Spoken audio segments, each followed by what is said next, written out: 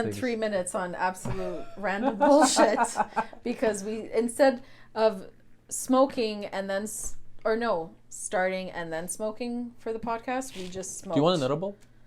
Yes, I'm gonna take a Buttable right now. Do you want a Buttable? I got a lollipop here. No, I put that on your desk. I got Buttables as well, and I got these. I got these sticky icky. Yeah, those Mad were too Hatter. much for me. They're only 25 milligrams. They're stronger than that. Or these are low dosed. One or the other. Or those are low dose? Yep. These are supposed to be the same dose. Candy per candy. That got me double high. This got you double high. Double high of a Buttable. Yeah. Hey, Joe. You know, the one thing... Sorry, guys. Joe is our cat. Joey, but Joe. I've lab tested weed, but, you know, the local lab here that I tested my weed at, they don't have the machines and everything set up yet to do edible testing. And that's one of the things I'd love to get some edibles tested and see, you know. Even the ones that have the testing on them, is it really accurate? Is it really accurate? Do they really, like, you know? Because it's like, well, what honestly, dose do I prefer? And I really can only tell if I'm taking consumer, something that I know is actually legitimate. As a consumer, like, what I just ate doesn't have lab testing on it. If I find an edible from the black market that does advertise it having lab testing, I'll just shoot them a message and be like, hey, what lab do you test with? Can I borrow your scissors? I'm going to bust open these cola bottles. Because you could just ask them, like, what lab do you test with? I make my own edibles and I need to find someone. Oh, you do? No. But Are you Olivia Shitballs? Olivia would never Holy shit. That smoke session was brought to you by what was that we smoked? That was the crystal cookies. That's a very those cookies. That's just like a very sativa social kind of high, man. Gets me going. Gets me talking. Oh, it definitely gets you going.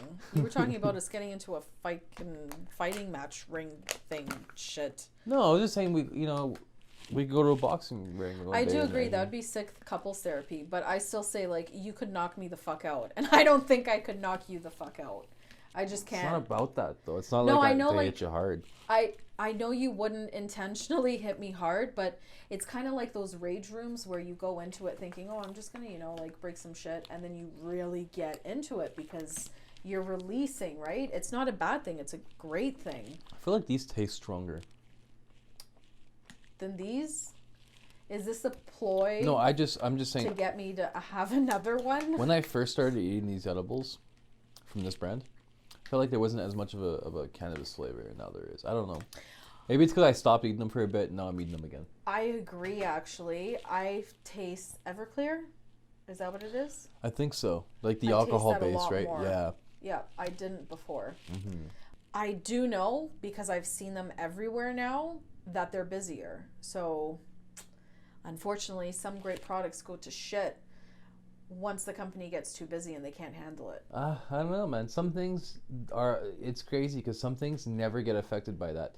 Some things they just keep producing for like just generations and they don't even change anything. They're like, it's not broke, don't fix it. Like, I want to say, like, randomly, harmonica. That's got to be something that has been untouched and probably was around. The musical instrument? Yeah, the musical instrument is probably around for... I've never heard of this brand of edibles. No, I'm just saying, like, that's probably something that's been around for hundreds of years and never been changed because, it is what it is and it works just so good that there's no need for improvement. I don't know, I'm talking out of my ass. There could be totally, like, so many more advances in that section. Yeah. I'm just unaware. We had a couple of topics that you had written down to go over. I'd love to talk about... I'm in the mood to talk about one right now if you want. Yeah, bring up the one you want to talk about because I have the Aurora one? Sure, let's talk about that and then I'll bring up mine. Oh, because I was pretty shocked to hear about that. Mm-hmm. Aurora has been reinvesting a lot of money back into their company, I've noticed over the years. So it makes it look like they're at a deficit technically, I guess, right? Like they're not really making money because they're reinvesting that money. But realistically, didn't their CEO step down or something like that this year and stuff like that? So things were looking rough. And they've made a lot of cutbacks and stuff like that with staffing and stuff like that. So I was pretty surprised to see that they actually got, the executives from Aurora got raises and bonuses after a multi-billion-dollar losses this year. during COVID. You would think at a staff meeting, you would think they'd be "Hey, like, okay, guys." listen, we got to cut people from some hours and stuff like Yeah. that. The little people get cut, but the Which they execs all did. get bonuses and shit. Well, they cut little people, and they cut, I would consider to be some significant people as well. But what's important here was they didn't get rid of people, they just replaced them. They used the excuse of their economic distress as a company to replace key roles that they either didn't have the budget for anymore, which were the smaller people, the small fish, like one would say, as well as replacing people that they didn't want working with them anymore. Because they spoke a lot about people that were laid off and that were let go, but they didn't tell you how many people they actually ended up hiring. Because they continued operations same as usual, they just streamlined. That's what streamlining is. Not necessarily downsizing, it's just cleaning out some of the dead fish.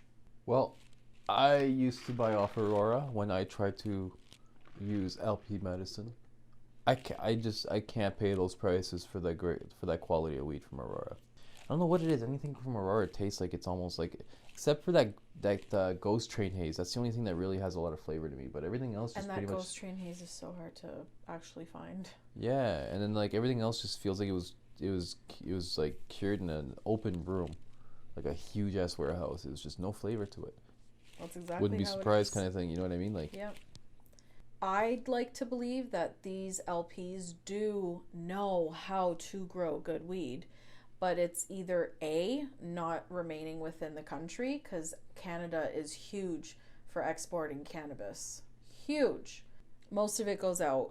And the stuff that stays in, I find, is just the lower quality stuff, because they make so much more money by exporting. It's not like, send the good shit out. It's kind of like when you think of BC. BC has fucking fantastic weed, but a lot of people in BC order from mail order sites because they say they can't find it locally, because BC exports most of it into all the other provinces. Why? Because they make so much more money. Yeah.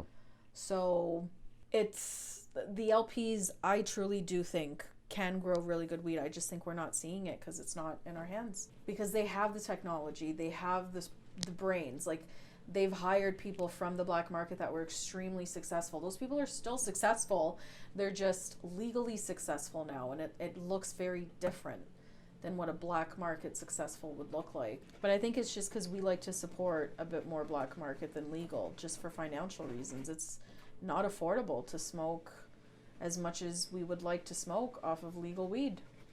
No, straight up, I get higher off some of the black market growers than I do the legal growers.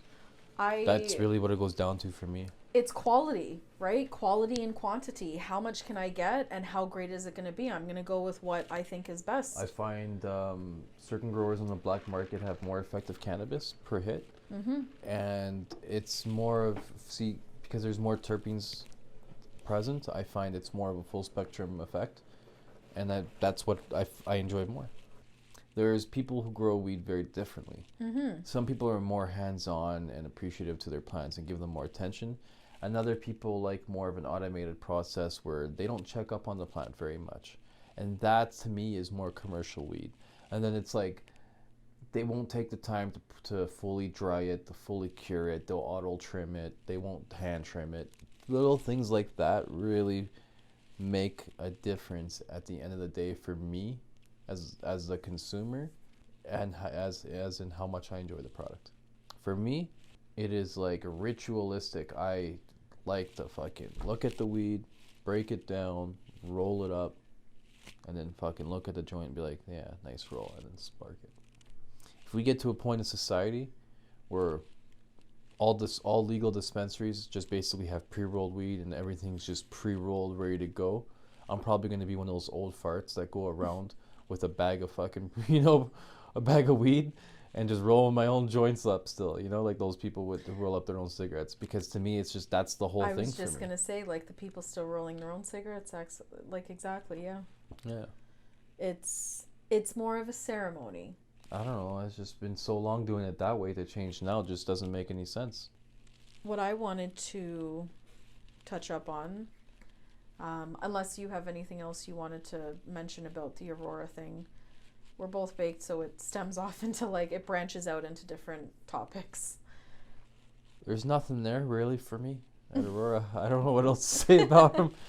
You know, like they're my intermediate supply, and yeah, hopefully Health Canada gets quicker on these renewals. I wonder if you could almost have a court case over it, to be honest. And it's like you call them and they're like, yes, it's processing. Thank you. That's all we can say. Yeah. Well, how long does it take? Well, They things legally. things are longer now because of COVID. Yeah. Oh, fuck. It's been extended. You know, your expiry date's been extended. I get that, but You should. That's why I'm saying I wonder if it could be a court case, because if it's being processed, you should have the legal right to still grow. technically, I do. 4 plants is not enough compared to your prescription. But the thing is, I've moved, and so the address on my permit is I'm allowed to grow all my plants at that house, but that doesn't cover me at this location that I live now because I have to change the address on the paperwork. So technically, the paperwork is still valid, but the paperwork is for somewhere else that I don't live anymore. But that's what I'm saying. There should be some sort of grace for you, considering that you've moved. Like, I don't think there should be a blackout. I've been saying for a long time that it should be like a fucking driver's license. Yeah. Like, we have a Health Canada number. You know, like, why can't, like, you know, back in the day before it was, like, so easy to fly on the plane, I used to have to take my paperwork on there. They looked at it. They called Health Canada, and that's that number. So if that's all it is, the fucking number, yeah. why is it that, like, it's such a big deal? And this is why I tell people I'm waiting for the 5 years to end, because I want to see what happens. Well, the whole thing is because it's like, oh, they're ordered by court to have this program. Mm-hmm. So they drag their fucking feet. Mm-hmm. So that people just get pissed off and say, you know what, fuck it, I don't even care. Weed's legal now. I know tons of friends that go over the plant limit anyhow, and they don't give a fuck. Mm-hmm. As having a grow permit, the only time your cops show up is when your neighbors get pissed off and call the cops. Yeah. That's the only time they come. Yep. And now it's even less. My topic to bring up is Mental Health Day. Saturday, October 10th is Mental Health Day by the Worldwide Mental Health Association or something like that. Some fancy name. But anyways. Worldwide Mental Health Organization? Sorry? WWMHO?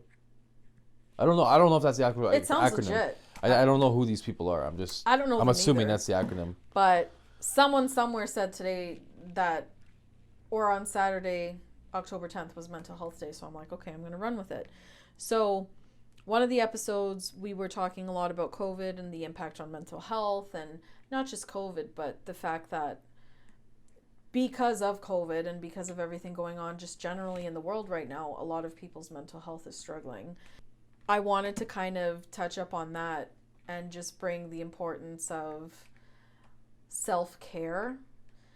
Some people do it in the form of psychedelics, and they go on a little trip with themselves and do some soul searching or work through some shit, and that's fantastic. It's cheaper than most flights these days, too. It is. It's a cheaper trip, that's for sure. Definitely a cheaper trip. I've just noticed, like, with the beginning of this COVID scenario, because it does feel like a fucking video game some days. At the beginning, a lot of people were like, oh, this is great. I have time to spend at home with my family. I have time to discover more things about myself and to take up a new hobby or whatever that panned out to be. There was a lot of fear, but there was also a lot of, oh, this is cool. Like, I get paid to stay home, was the general census from most people. And now it's completely flipped, obviously, because there's a lot of financial strain. Lots of people have lost their jobs, or they were laid off and have tried to go back, but they can't. Like, there's a lot of struggle, and summer's great because of all the sunshine that we get and just the vibe of the summer, the warmth of the air. Like, it definitely helps situations. Now with winter coming, like you touched up on last episode. Yeah, last weekend. Yeah. We spoke a little bit about winter, and that kind of got me thinking too, like, people really need to be putting a lot more attention on themselves. Not their husbands, not their kids, not the dogs, themselves. Because I don't know if you were ever told as a kid, but I used to be told as a kid all the time, you gotta fucking take care of yourself. You have to come first, because if you don't come first, no one else is gonna be there for you first. It's you. Times are tough now. They have been tough for everyone pretty much all year.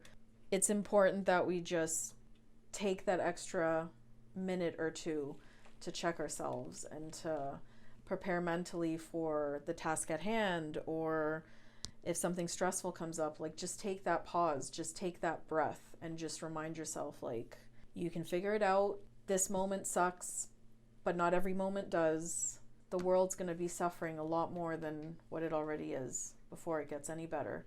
It's going to get a little worse before it gets better, basically. I'm not trying to sound negative. I'm just, if one person hears this and that like makes them really think, I kind of agree with her, I should take better care of myself, and in turn they do, great. That's awesome. I don't even need to know if that takes place. Like, just, it's awesome. The positivity that I'm trying to put out there touch someone in a positive way. I want to say 95% of what we're being fed right now in every direction is fear. And we all just need to remind ourselves and each other that the rain doesn't last forever. Yeah. I mean, even Donald Trump was saying that on TV the other day. Yeah. He got COVID, went to the hospital for a couple days. He's actually got released, yeah. Yeah. Came out, went on TV. Don't be afraid, and, he said. told Americans, don't be afraid, These are scary times, but don't be afraid. That's the most important thing. And he also said there's a cure coming soon. They're working on things. He said technology's come, a long way. It's not like it used to be. When the vaccine is prepped and ready to go, will you take it? Will I take the vaccine? Yeah. I'll probably treat it like the flu vaccine and not get it. I almost feel like I already had COVID when it went through everybody that was next to me, and we were all sick like dogs, and we thought we were all dying. But we all pulled through, and we didn't get tested because that was literally just before the COVID outbreak was on all over the news here. But we were overseas. And over there, nobody was talking about it yet. So it was the kind of thing where it was like, maybe we were just like the very first in that early wave, because I've fucking felt great ever since this whole fucking time. But I also want to say that, I think too, that's like the whole, I don't live my life, I don't wake up being like, fuck, I hope I don't get COVID. I don't fear that. I'm just like, if I get COVID, I'm okay with it. If I get told by the doctor that I got 2 weeks to live tomorrow, I'm cool with it. I'm not gonna go, oh my god, and start freaking out. I might for a bit, but I'm gonna be telling myself, like, chill the fuck out. If you got 2 weeks, you're not spending those 2 weeks freaking out. You're gonna be the chillest you've ever been. Probably pretty high too. Anyone can feel free to call me out if I'm wrong, because I hope I'm wrong. But I believe that this whole mandatory masking and pretty much mandatory social distancing is the preliminaries to mandatory vaccines. That is 100% my thought on what's to come when it comes to vaccines. I think we will not be given a choice. Actually, now that you're talking about this, I do believe I heard or read in the news or something that in, I think, England, they are prepping for mandatory vaccinations in case there's they're going to start doing some drills in case there's people flip out and revolt. Yeah, essentially they're gonna prep for that so that they're all ready, which is crazy because a lot of those guys come to the States to train because of their gun laws there. They don't even have access to the guns there. There's nowhere for the soldiers to go train because of the gun laws there. There's no gun ranges and shit like that. It's so different that they gotta go to the States. It's crazy. There's extreme measures worldwide from COVID. Extreme measures on masks, extreme measures on quarantine. There's certain time frames where some places in the world you have to stay home. There's so much going on out there, and I think Canada right now is one of the luckier ones, to be honest. Like, I'm pretty thankful to be living in a country that I live in, because when I read about things that are going on elsewhere in the world, it just breaks my heart. Why aren't people standing up? Like, why are we just literally taking it in the ass? And it's there's lots of petitions, and actually I saw shared on one of the accounts I follow on Instagram that there's a petition going on right now in Europe with scientists, doctors, like professional people that went to school for this shit, saying we need to stop these COVID quarantine measures. We need to stop masking the public. We need to stop forcing hand sanitizer in place. Like, they're like, we need to stop this because there is such thing as herd immunity. It is already happening, and we need to continue to let it happen so we become stronger, because that's, your body becomes stronger from germs. Like, you need germs to survive. If we restrict ourselves from all of these germs, you're killing yourself. It's like chickenpox, no? Like, did you get chickenpox as a kid? Exactly. Not all diseases and all illnesses are obviously like that, but COVID is a strain of the flu, and this is how the flu is.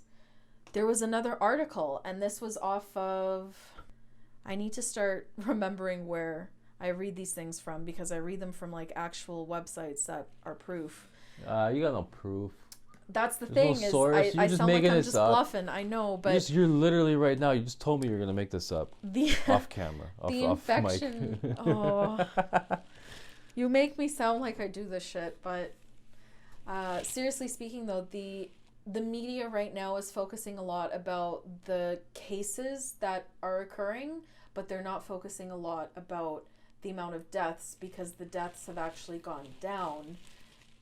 And that doesn't really do the effectiveness of making people stay the fuck home, and that doesn't keep people doing what they want them to do, so they just don't mention it as much. They bring up the death numbers, but people just hear, like... You're right, there are less deaths now. Like, it's... Ever since COVID has started, nobody's dying of old age. It's psychology 101. So that's a good thing.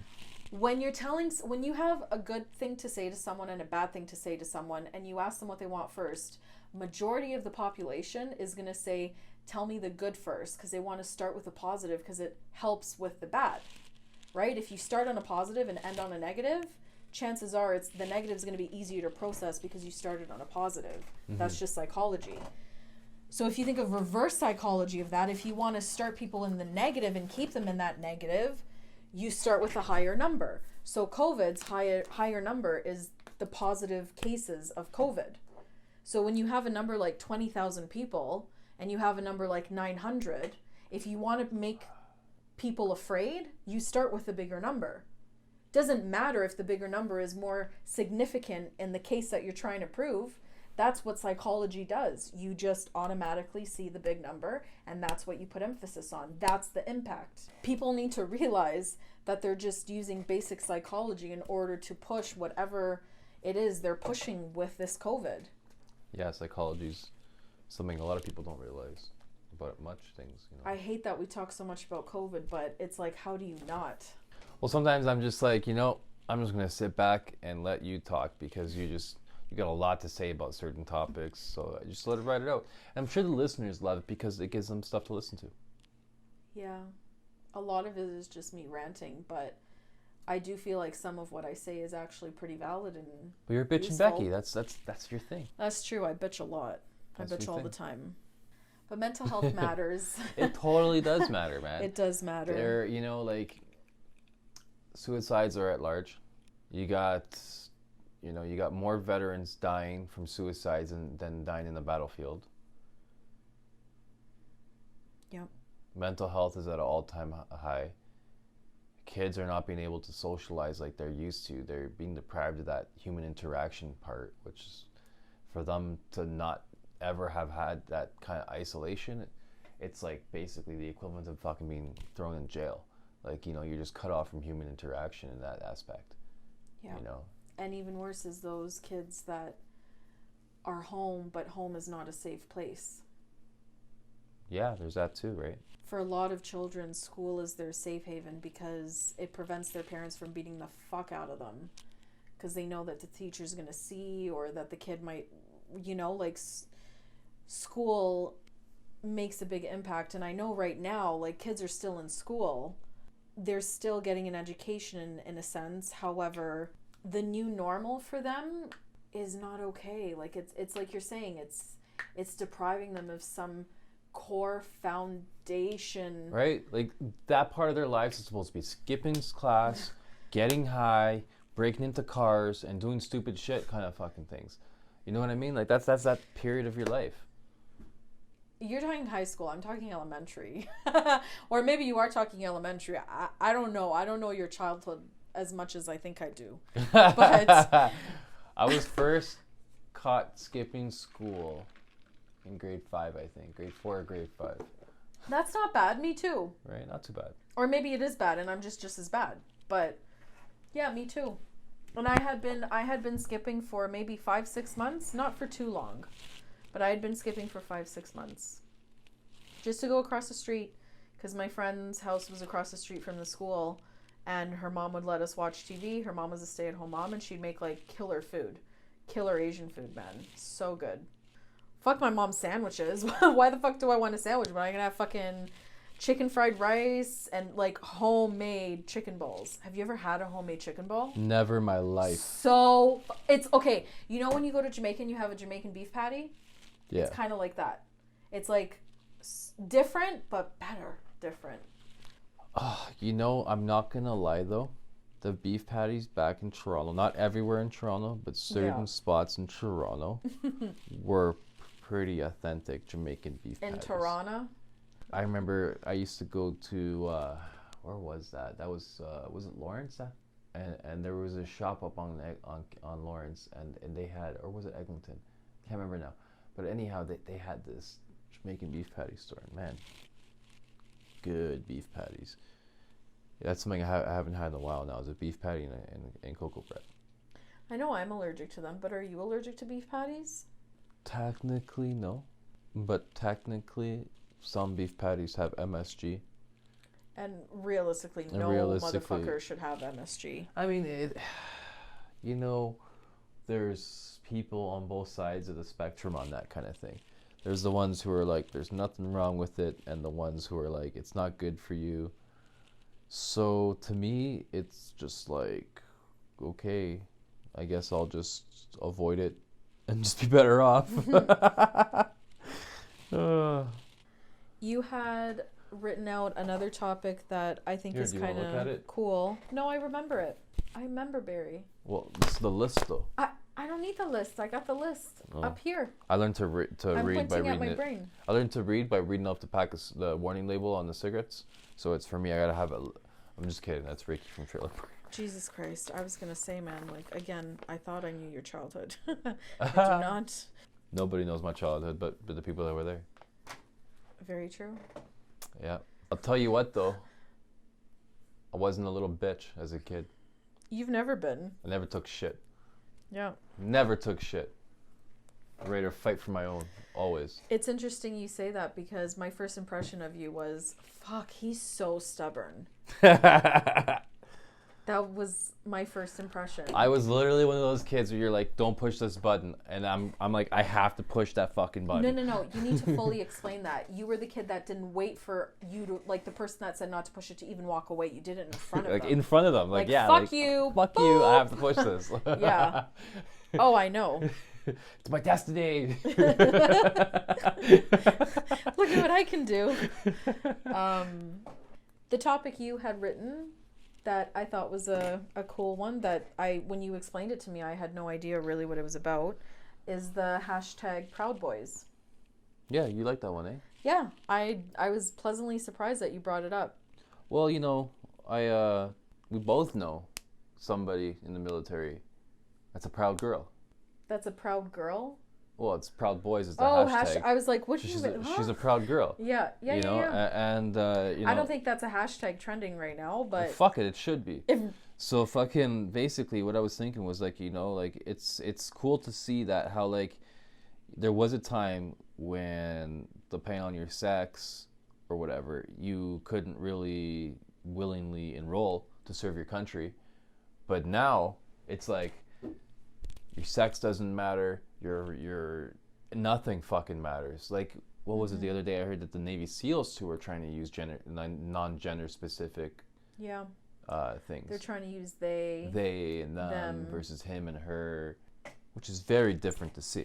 It's progressive. Very progressive. Yeah, and I think the world needs more of that. It's progression.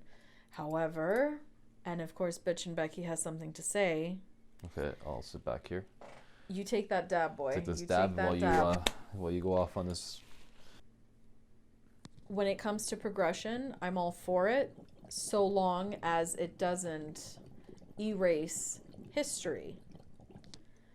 A lot of things are being labeled as progressive when in reality, in order for you to acknowledge that you are progressing from a certain subject or object or theory or opinion, whatever, in order to progress from something, you have to acknowledge that there was something before that needed to change because it was incorrect. That's how we continue to evolve as a society. It's not that you wake up one day and you're like, oh, I'm going to do this and it's going to be progressive because it's just super innovative or whatever, or just better for the future. You can wake up and say all those things, but you have to acknowledge that you're saying those things because something happened in the past that caused that change. So we can't just erase the past and just be like, we're going to change the name on certain products, or we're going to change the name of certain streets. We're not going to talk about this. We're going to remove this from this book or from this library because it's not progressive. Makes no fucking sense. You have to have one to have the other. We need to know our past to have a better future. You need to know the mistakes that were made. You need to acknowledge it. And that's what causes you to want to do better. Yeah, you gotta try to do better, you know. But you gotta watch out because there's always that motherfucker that's trying to stop you from doing better too. My question for you is, do you think... Sorry, I was cleaning my banger. No worries. When you were talking there, I didn't really pay attention. What is your thought on this? Do you think that in order to be progressive and for positivity to occur, we should remove certain things from the past or change things so that they aren't as they were in the past? For me, I don't see changing things like that as such a necessity. I think for us as a culture, we just need to acknowledge the members of our culture and not keep them in the shadows. Like if they're part of your society, embrace them. They are what makes your society. Mm-hmm. At the end of the day, if you're not accepting of them, we're all human. Why are you even a part of that society? Yep. Like, you know what I mean? The same blood, same body, same... Some people might be like, you know, very hermit-like people that don't really want to be with other people and stuff like that. But majority of humans are, you know, very interactive people, and we crave human interaction, and we like to be with other people. And realistically, I agree. We should embrace everybody, because that just goes to show you that, like, everybody just wants to be accepted and allowed to do what they are. We somehow, along, like, lost in translation, were taught that if someone doesn't agree with you, that's it, and that's all. Like, most people are just like, no, you don't agree with me, I want nothing to do with you. It's more of an accepting society, the way I see it. Yeah. Apparently, for the gamers that listen to our podcast, apparently there's supposed to be, or there was already, maybe. I'm under the assumption that we're supposed to be waiting for an email, and there's going to be a second pre-sale opportunity for the Xbox that's coming out. So I don't have all the details on that. Apparently, if you tried to buy one before and it wasn't successful, then you were supposed to have an opportunity to get an email from Microsoft when the opportunity comes up that you will be able to purchase this pre-order. But at the same time, the time's coming up so soon before when they're going to be released. The hardest thing is that just, there won't be tons of copies everywhere. As always, if you guys have any topics that you want us to talk about, feel free to let us know. Please share. Share with friends, share with family, whoever you think would get a kick out of listening to us talk about random shit that we talk about. Give it a share. We'd like to keep going with these. Maybe we can get a couple more people watching, and yeah. Yeah, definitely. Peace out. Till next time, guys.